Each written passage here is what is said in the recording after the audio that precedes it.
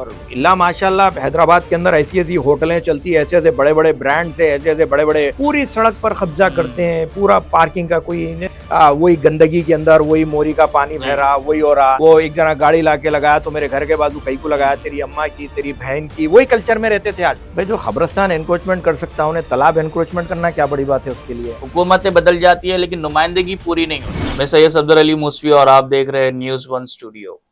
इलियास साहब, जो है मैं आपसे ये पूछना चाहूंगा कि हाइड्रा का जो मौजू यहाँ पे छिड़ा है, तो जो कांग्रेस हुकूमत ने जो इनिशिएटिव लिया, ये एक हाइड्रा बॉडी बनाकर और एक आईपीएस ऑफिसर जो है हमारे एवी रंगना साहब को अपॉइंट कर और जिस तरीके से डेमोलिशंस हो रहे, तो इलियास शमसी साहब, ऐसा अगर 10-15 साल पहले होता कि जो वाटर बॉडीज जो है या नेचुरल जो लेक्स है, तालाबे है, इनको जो है रिवाइव करने की जो कोशिश अगर 15-20 साल पहले से अगर होती, तो आज जो सिचुएशन है, जो बरसात की वजह से जो लोगों के घरों में पानी आ रहा और तालाबों में बस्तियां आबाद कर दी गई, तो उतना नुकसान नहीं होता। ऐसा कुछ मतलब क्या पॉसिबिलिटी अगर उस 15-20 साल पहले ही अगर ये मुहिम अगर इस तरीके से कुछ स्टार्ट की जाती तो?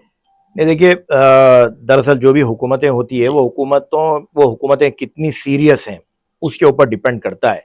और हमारे पास का यहाँ का जो माहौल है, जो गुज़िश्ता में जो हुकूमतें गुजरी हैं यहाँ पे, ख़ास तौर पे 2014 के बाद जो यहाँ पर तेलंगाना के अंदर गवर्नमेंट आई थी, वो गवर्नमेंट की सिर्फ और सिर्फ एक ही काम था कि वो फार्म हाउस के हद तक महदूद हो गई थी। ना वो अपने एमएलए से मिलती थी, ना अपनी एमपी से मिलती थी, उनका कोई काम ही नहीं होता था। वो बेचारे जो है तेलंगाना को आजाद करा दिए, बस वही था शायद। नहीं, ना सिर्फ तेलंगाना आजाद हुआ था बल्कि वो भी आजाद हो गए थे। उनसे कोई सवाल ही नहीं कर सकता था कि उनसे कोई मिल ही नहीं सकता था, तो सवाल करने की बात कहाँ होगी। जिसका फायदा उठाए लैंड ग्रैबर्स, जिसका फायदा उठाए पॉलिटिकल लीडर्स, ना तालाब छोड़े ना कुंटा। यानी हैदराबाद जो है, जहां पर सिटी ऑफ लेक्स के तौर पर मशहूर है, सिटी ऑफ पर्ल्स के तौर पर मशहूर है, यानी यहाँ पर हजारों की तादाद के अंदर कुंटे वगैरह, यानी जो गुज़िश्ता में जो आजादी से पहले जो निजाम के दौरे हुकूमत यहाँ पे गुजरा, आज तक उसी का ड्रेनेज सिस्टम आप इस्तेमाल कर रहे हैं। जी हाँ, यू हैव डन नथिंग।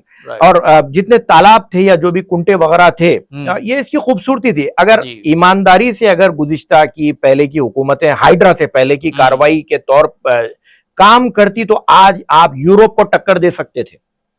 बात सोशल मीडिया पे हमारे नौजवान मिमेस बनाते हैं, यानी स्विट्जरलैंड के वगैरह वगैरह फोटोज लगा के बताते हैं ये याकूतपुरा ऐसा था, ये ऐसा बन जाएगा, ये 2050 में ऐसा। भाई ये बन सकता है, ये पॉसिबल है, लेकिन आप कितने ईमानदार है उसके ऊपर डिपेंड करता है। यानी आप तालाब जो है पे कब्जा करके आप बता रहे हैं कि मैंने तो स्कूल बना दिया है भैया, वो उसके बहाने में, यानी हज्जाम की दुकान है या स्कूल है, आप इसे खाली नहीं करा सकते जी।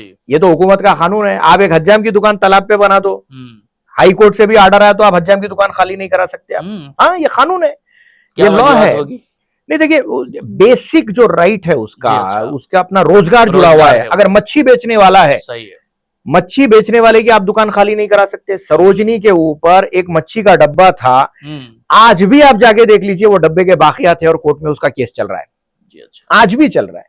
तो बाज ऐसे सेक्टर्स है जिसके ऊपर आप किराए पे देने के बाद खाली नहीं करा सकते जी, जाती बनाने के बाद कहां करवाएंगे। तो हुआ है, और हाइड्रा की जो कार्रवाइयां की जा रही है, अगर हुकूमत वाकई में ईमानदार है, नजर तो आ रहा है कि ईमानदार है, और अगर सीरियस अगर लेके करती है, तो हैदराबाद के लिए अल्लाह जब तक दुनिया बाकी रखे, आने वाले 100 साल तक के लिए कोई चैलेंजेस नहीं रहेंगे, बल्कि यूरोप को टक्कर हैदराबाद दे सकता है अगर ईमानदारी से हाइड्रा पे ऊपर कार्रवाई हो।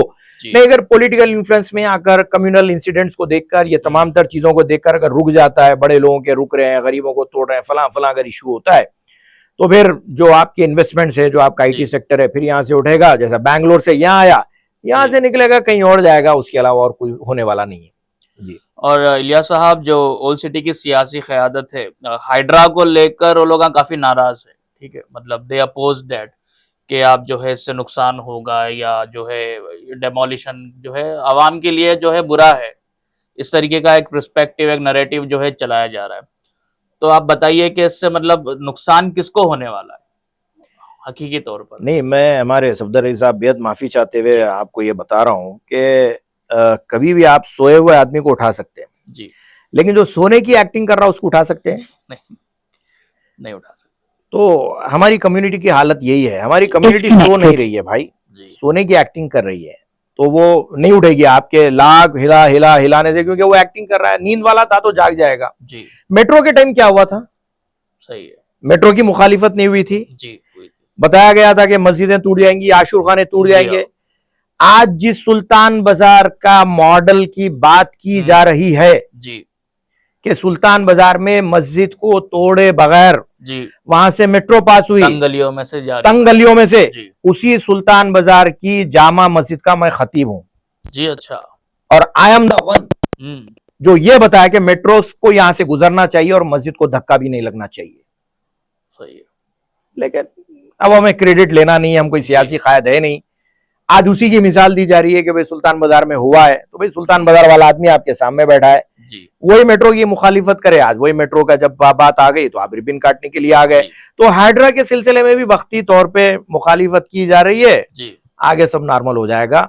अगर वाकई में अगर ये ईमानदारी के साथ अगर सही कॉपरेट अगर किया जाए जी तो नेकलेस रोड के बाद अगर सबसे अच्छा टूरिस्ट डेस्टिनेशन अगर बन सकता है पुराने शहर में जी। तो वो है मीरा आलम तालाब। मीरा आलम तालाब, बराबर। और आप उसको एक एस्पेक्ट से देखिए कि रेवेन्यू जनरेट होगा। बेशक।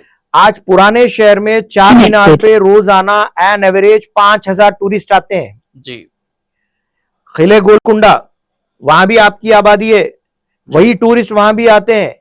रेवेन्यू से किसको फायदा हो रहा है? किसको फायदा हो रहा? कम्युनिटी को फायदा हो रहा है ना। बराबर।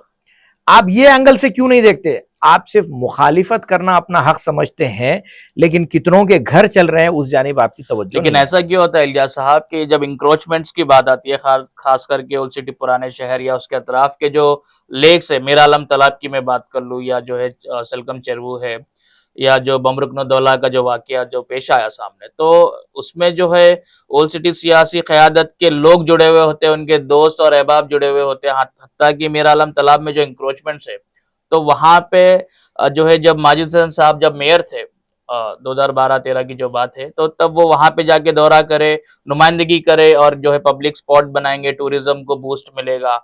तो नुमाइंदगी जो है, पहली बात तो ये है कि सरकारें बदल जाती है, हुकूमतें बदल जाती है, लेकिन नुमाइंदगी पूरी नहीं होती।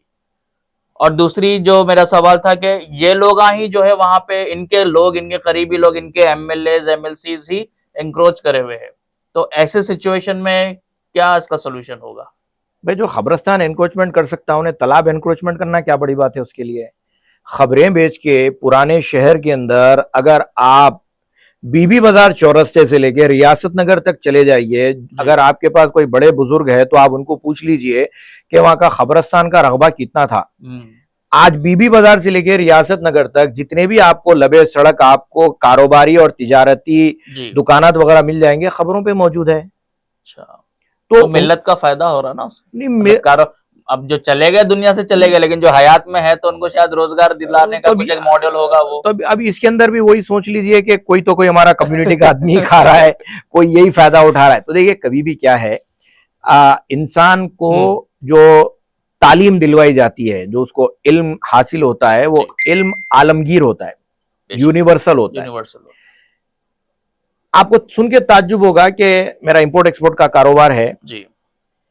अफ्रीका के अंदर एन एवरेज 1.5 से 2 लाख आपको गुजराती और मारवाड़ी मिल जाएंगे जो कि कारोबार कर रहे हैं। जी जी जी। अगर मारवाड़ी, राजस्थानी, गुजराती भी तालाबें कब्जा करता या शमशान घाट कब्जा करता या तालाब कब्जा करता तो आज वो यही सड़कें, वही गंदगी के अंदर, वही मोरी का पानी बह रहा, वही हो रहा। वो एक जना गाड़ी लाके लगाया तो मेरे घर के बाजू कई को लगाया, तेरी अम्मा की, तेरी बहन की, वही कल्चर में रहते थे। आज वो आज अदानी और अंबानी को हम बोलते इतना पैसा कमा लिया जी, लेकिन वो पैसा यहां बैठ के नहीं कमा रहे हैं, उनके अपने लोग फैले सारी दुनिया में। अफ्रीका के अंदर आज की तारीख में अगर हम किसी को ये बोले कि भाई कारोबार करना है तो बोले नहीं साहब सेफ नहीं है। 2 लाख मारवाड़ी जो है एक अफ्रीकन कंट्री के अंदर बैठ के काम कर रहे हैं तो वो लोग सेफ नहीं है। तो जब आप यूनिवर्सल लेवल पे जब आप अपने घर से निकलेंगे तो नाली, मोहरे, खबरस्तान, तालाब, एनक्रोचमेंट, ये सबसे निकल के आप आलमी पैमाने पे पैसा कमा सकते हैं जी। कमाने के लिए अल्लाह ताला जो है सीरो फिल अर्ज बोला गया, पूरा जमीन पे फैलो बोला, घूमो बोला, फिरो बोला, कारोबार करो बोला। तो बेचारों को जो है सिखाया यही गया कि भाई आपकी दुनिया ये खबरस्तान तक, ये एनक्रोचमेंट तक, ये जमीन कब्जा करना, ये खबरस्तान कब्जा करना, ये तालाब कब्जा करना। तो हो सकता है कि एक जनरेशन लगे इससे निकलने के लिए, और हमारा काम कोशिश करना है कि ये चीजें समझाएं। अब अगर समझ जाएं, अल्लाह की तरफ से तौफीक आ जाए, हिदायत आ जाए, जी तो जो है अंबिया की भी अगर आप जिंदगी पे रोशनी डालें, जी खुद नबी पाक सल्लल्लाहु अलैहि वसल्लम की जिंदगी पे आप रोशनी डालें, जी तो आप सल्लल्लाहु अलैहि वसल्लम मक्के के अंदर बैठ के नहीं थे। बेशक आप सल्लल्लाहु अलैहि वसल्लम अपने चचा अबू तालिब के साथ बाहर तिजारत के लिए जाते थे। तिजारत के लिए जाते थे। तो ये एक मैसेज दिया गया कि भाई आपको फैलना है। अब बेचारा घर के बाहर निकलने नहीं है तो लाजमी बात है चबूतरा भी कब्जा करेगा, लाजमी बात है फिर जो है अपना एक डब्बा डालेगा। अफसोस तो ये वो होता है कि भाई बेचारा जो है मलगी उसकी अंदर होती और आगे 10 फीट तक रोड कब्जा करके फिर उसको भी किराए पे देते, जी यहाँ से 500 वहां से 200। ये हराम है, हराम।